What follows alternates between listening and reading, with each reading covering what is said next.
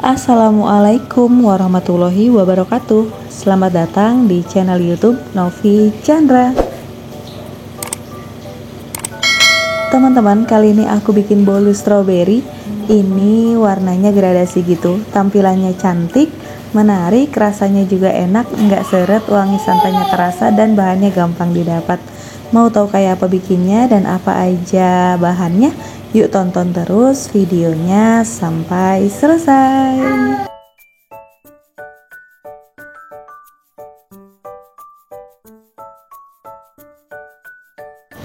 Ini dia bahan-bahannya. Yang pertama ada gula pasir 175 gram.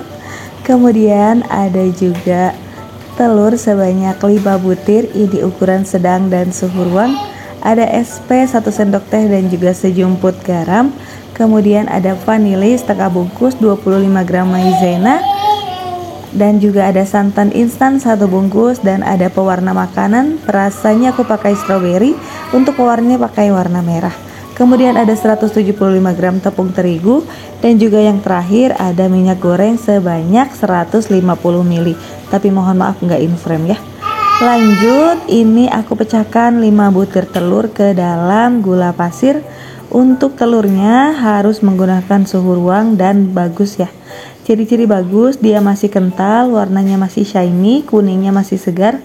Pokoknya dia tuh nggak encer gitu ya. Ini aku mixer dulu dengan kecepatan paling rendah sampai tercampur merata. Setelah tercampur rata, aku tingkatkan kecepatan di kecepatan paling tinggi selama 7 menit atau sampai putih, kental, dan berjejak. Nah, kalau seperti ini masih belum ya teman-teman. Kenapa? Karena di sini masih kuning tampilannya dan juga masih encer tuh. Kalau diangkat dia tuh kayak tuh, jadi ringan banget ini ya, masih cair. Ini sudah menit ke-5, ini sudah agak kaku tapi masih encer. Bisa terlihat ketika digoyangkan dia itu masih banyak gelembung, bubble-bubble di samping-samping, artinya dia belum kokoh dan masih encer ya teman-teman.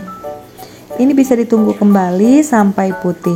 Nah, kalau seperti ini sudah putih, tapi ini juga belum terlalu kaku dan belum terlalu berjejak.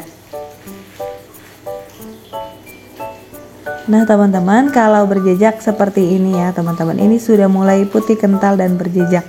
Sudah kental, tampilannya putih mulus, udah gitu dia itu ringan tapi dia teksturnya kental.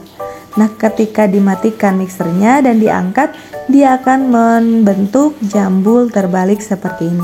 Ini tandanya sudah siap untuk dicampurkan dengan bahan lain. Aku tambahkan tepung maizena 25 gram, ini aku ayak, dan juga tepung terigu 175 gram, ini juga aku ayak. Penting untuk mengayak teman-teman supaya nanti bahannya tidak bergerindil. Lanjut aku masukkan vanili bubuk. Ini aku nggak pakai banyak, cuman setengah bungkus aja. Selanjutnya ini aku tekan-tekan ke bagian dalam agar tidak bertebaran. Ini aku mixer menggunakan kecepatan paling rendah sampai asal tercampur rata saja. Setelah tercampur, ini aku masukkan bahan selanjutnya. Di sini ada santan instan. Ini aku masukkan sebanyak 1 bungkus, aku masukkan semua. Kemudian aku juga menambahkan minyak goreng sebanyak 150 ml.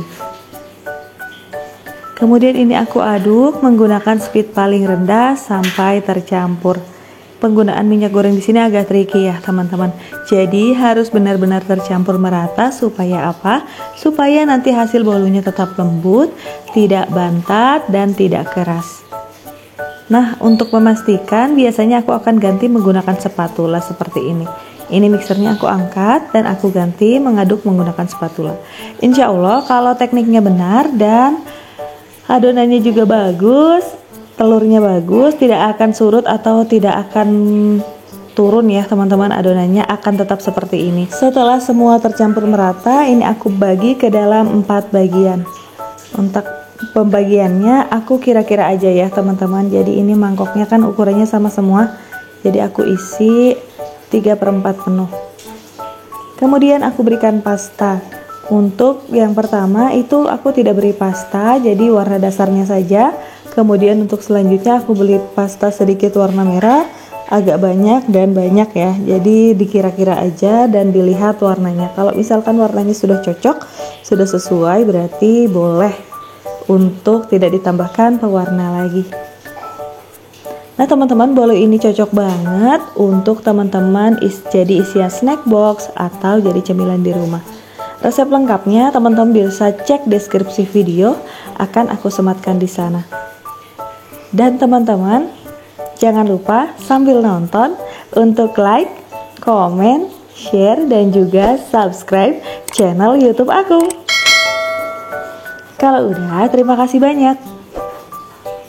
Nah seperti ini ya teman-teman untuk penampakannya, jadi orange, pink muda dan pink agak tua, dan satunya warna netral. Untuk loyang yang aku gunakan adalah 20x20x7 cm ya teman-teman. Jadi ini akan aku lapisi dengan baking paper dan juga alas dasarnya sudah aku oles menggunakan minyak goreng. Ini bagian dasar aja ya teman-teman, untuk sampingnya tidak perlu supaya nanti kuenya tidak menciut dan tidak amblas. Kemudian ini aku ratakan, aku isi di bagian samping-samping atau pojok-pojok loyangnya ya. Kemudian ini sebelum dimasukkan ini aku tekan-tekan, nah hentakan terlebih dahulu. Kemudian aku masukkan ke dalam panci pengukus. Untuk panci pengukus ini harus beruap banyak seperti ini ya sebelum dimasukkan. Jadi sudah dipanaskan dulu sebelumnya.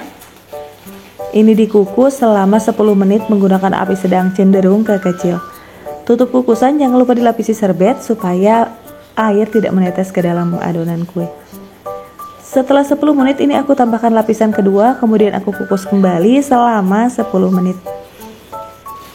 Kalau teman-teman pakai panci punyanya kayak aku, ini ukuran 33, ini wajib banget pakai lapisan atau serbet ya teman-teman, supaya kuenya nggak basah. Nah teman-teman, ini untuk lapisan terakhir. Setelah ini dikukus selama 20 menit. Jadi total pengukusan itu sekitar 40 ya teman-teman, sampai 50 menit tergantung dari kematangan kue. Ini aku diamkan selama 20 menit untuk yang terakhir atau sampai matang.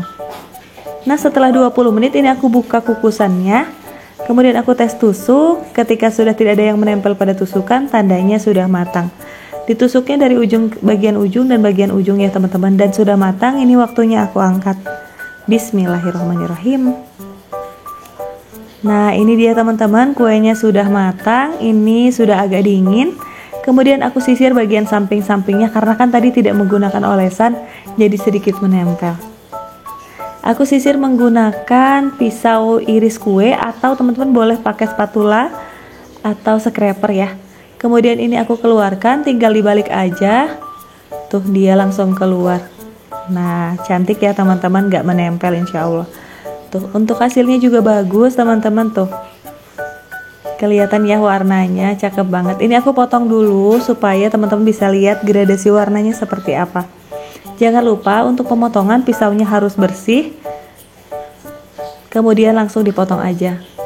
Ditarik, didorong seperti ini, seperti menggergaji ya teman-teman. Nah ini sudah kepotong, teman-teman bisa lihat bahwa di sini kelihatan gradasinya muncul dan juga warnanya cantik. Insya Allah rasanya enak karena di sini menggunakan santan, dan juga dia tuh tampilannya juga menarik banget ya. Wow, cantik sekali.